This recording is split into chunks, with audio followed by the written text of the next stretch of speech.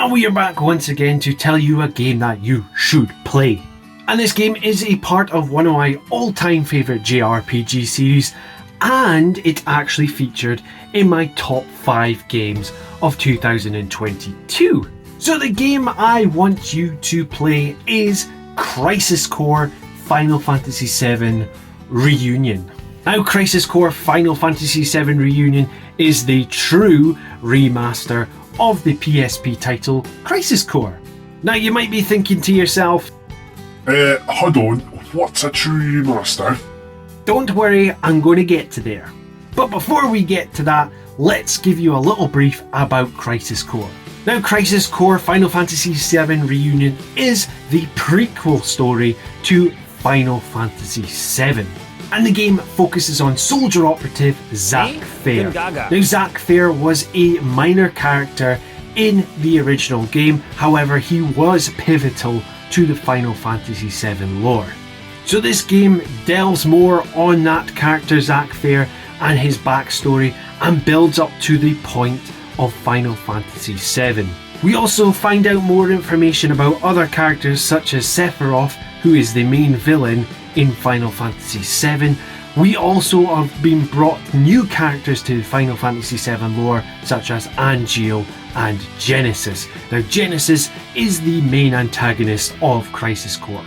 Now, I mentioned earlier on it is a true remaster, so I can now finally tell you what I mean by this. The game has, as I said, been remastered, but it's borderlining on a remake. The original PSP title story is still intact. However, everything else has been brought up to a modern standard. So your graphics has been updated, character models, combat has been updated and brought to a modern standard, voice acting has been changed, and also the music has also been updated as well. Now, at the end of the day, this is still a PSP title. However, it has been brought up to the same standards, in my personal opinion, to the likes of Final Fantasy VII Remake in the graphics department and also in the gameplay department.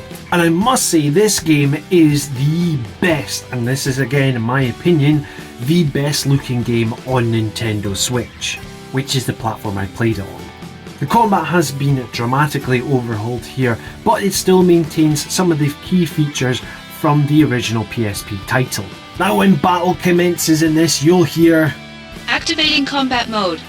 And you're going to hear that a lot, but don't worry, it's still a fantastic noise.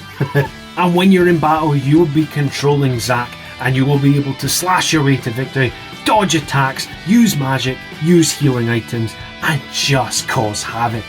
Now, compared to the PSP counterpart, which was very clunky, where you had to select your actions with a left trigger and an R trigger, this is very free-flowing and very user-friendly. Now, this game has actually kept the DMW part of the PSP title, so basically you'll see in this little corner here, you'll see a bit of like a slot machine basically, where numbers will come up with little pictures. Now, basically if you get a line of 3 numbers, it will unlock a special attack. Now, in the old game, what would happen is if you landed your, let's say it would be 3 threes, okay, a special attack would come up, but a cutscene would come in and just kill the flow of battle. Now, this time round, when this happens, you're able to skip the cutscenes, which is a game changer, and you can store these special attacks and keep them for later on in battle. Now, the original game's music was fantastic, however this has been overhauled and it sounds even better. I also mentioned that the voice acting has been changed as well, to keep in line with the Final Fantasy VII Remake series, so you know, your Final Fantasy VII Remake, Rebirth, blah blah blah. They have used the same voice actors from that game into this game and keeping the continuity between these games. Now, it's not a long JRPG of any standards. You can complete the story without doing any side missions within 10 to 12 hours, but there is side quests galore in this, up to 300 plus side missions. Missions in general, they only take a couple of minutes at a time, but as I mentioned, there's 300 of them. Now, my personal experience of doing some of these side missions, I enjoyed doing these more than I did in the PSP because the battles can be done so quickly. The load times have been improved as well. Now, I absolutely loved the first time playing this game on PSP, and I loved it even more with these new visual upgrades, everything being upgraded. It was just fantastic to revisit this game, and I will definitely look to revisit it in the future. And make a mental note for yourself, make sure you have a box of tissues for the ending. If you know, you know. Now, the performance on the Nintendo Switch version, which I did play, is a solid 30 FPS. Now, I cannot remember the resolution off the top of my head, so I'm going to put up the screen about now, and it's away.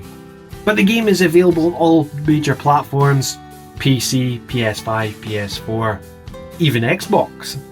But anyway, have you played Crisis Core before, or are you now looking to become a soldier operative and play it for the first time?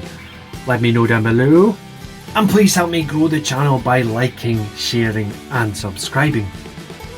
Now, usually I would tell you straight away to get it played, but there is one last thing I will mention. Now, if you want to hear a little bit more about Crisis Core, I was invited to chat with James from the Review Ting and with Eric Ladd from Retro Game Remix and Breakfast of Champions to discuss Crisis Core Final Fantasy VII Reunion. I'll put a link down below to the video. But, you know what I'm going to tell you to do now? Get it played!